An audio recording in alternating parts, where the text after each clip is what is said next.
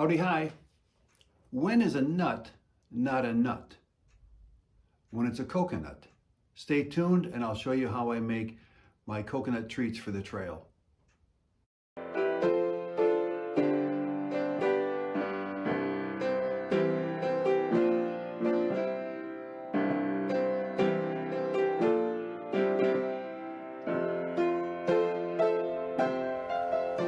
One of my favorite trail foods is my coconut treats. 14 ounces of coconut flakes and 14 ounces of sweetened condensed milk. Mix them together in a bowl and pop them on just like cookies. You will want to have a strong spoon because it gets thick, and you will need to pull through the mixture to get it to turn over. So I'll put all this together and I'll show you how it works. Everything is in the bowl ready to go. You may notice I added some chocolate chips and some macadamia nuts.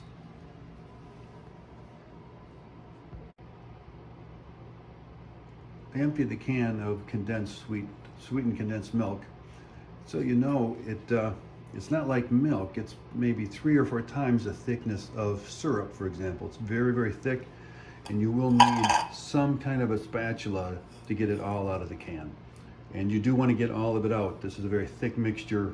You don't want to shorten the recipe on any of the liquid that goes in. All the ingredients are mixed together, and I was right. It's quite a bit of work to mix that all up. And my arm's a little bit sore. So take yourself a cookie sheet, put some parchment paper on it, cut it to the right size.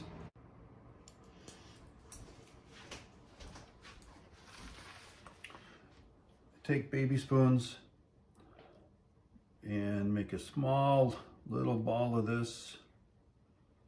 Not very big at all. They will flatten out, so don't put them too close to each other. And really that's about as big as you want them to be. Squish them together a little bit. Try to get them to be one little ball of coconut. Okay.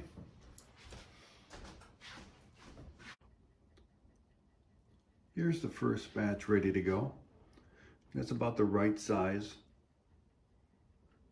We'll throw them in the oven at 350 for about 12 minutes, but you do need to watch the oven. Peek at them once in a while. If they start to turn brown, you will experience burnt coconut, which actually tastes good too. So watch it and pull it out when you think they're ready. 12 minutes is the target though.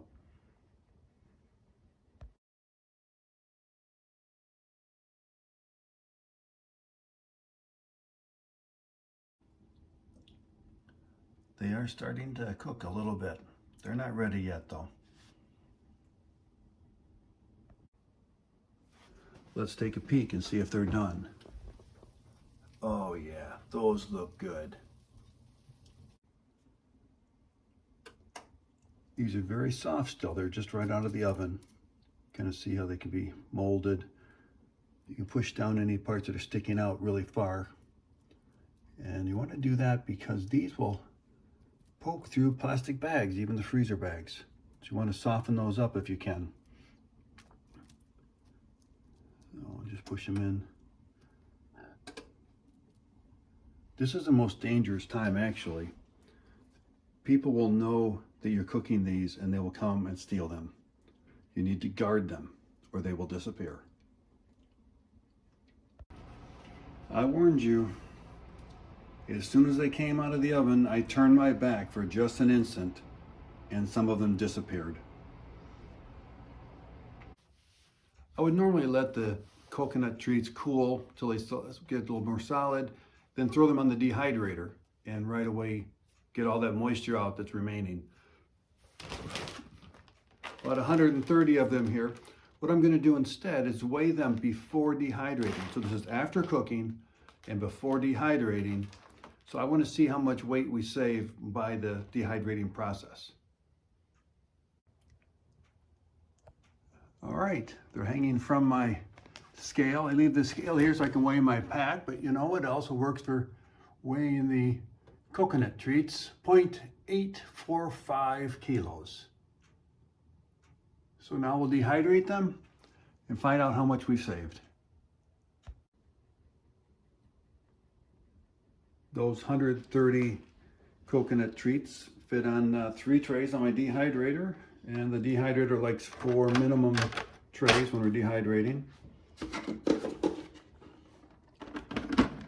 And I'm going to set this at the lowest temperature. I don't need to cook them anymore. I just need the water to go away. I'll leave this on here a few hours. The nice thing is the testing process. You bite one in half, see if it's moist on the inside, and you get to eat it. So that's kind of the nice part of the whole thing. The crumbs left on the cookie sheet, don't tell anybody, because they're going to come and steal them.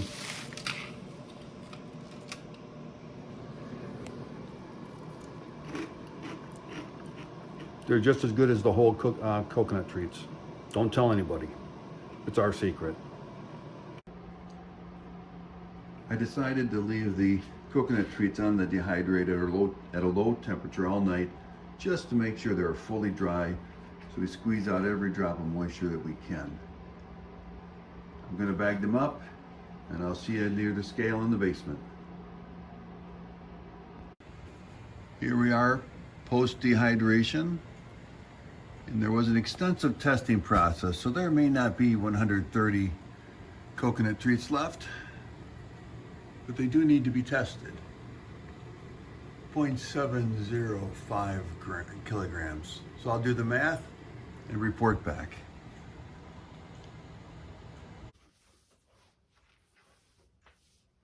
These coconut treats are some of my favorite things to make. Kind of to summarize the whole thing, the condensed milk put 1,100 calories into the batch. The coconut flakes, about 1,800, and the nuts I threw in were about 400. It adds up to about 3,400 calories. And that works out. I weighed everything. It works out to be about 100 calories per ounce before dehydrating. They spend a night on the dehydrator, and the weight went down, of course, because the moisture evaporated. So therefore, the calories per ounce went up. And so it went from about 110 to about 135 calories per ounce. 100 is a great weight for calories per ounce for backpacking. Starting at 110 is good. Going up to 130, even better. It was a hard project. We had a great quality assurance team. Lots of volunteers trying to help. The tests are destructive. That is, once you test it, you've ruined the coconut treat.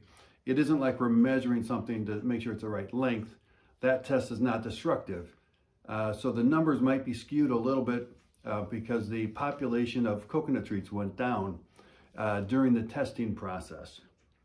So I'll put up a slide that actually summarizes the numbers, and you can pause and look at that if you'd like. I took about 10 of them and put them in the plastic bag. I don't know why I date these things. There's no way there's going to be an age issue with these. These are going to be long gone. I am planning to do a section of the Appalachian Trail this summer, and they'll be gone by the end of June, if not before then. If you have any questions, have any other suggestions, let me know.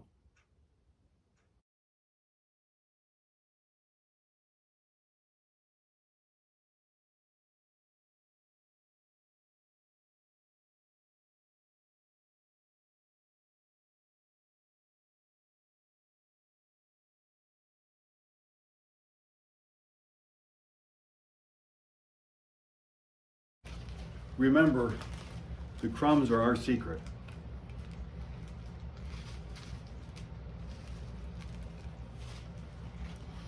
Just as good as the regular coconut treats, but they're ours.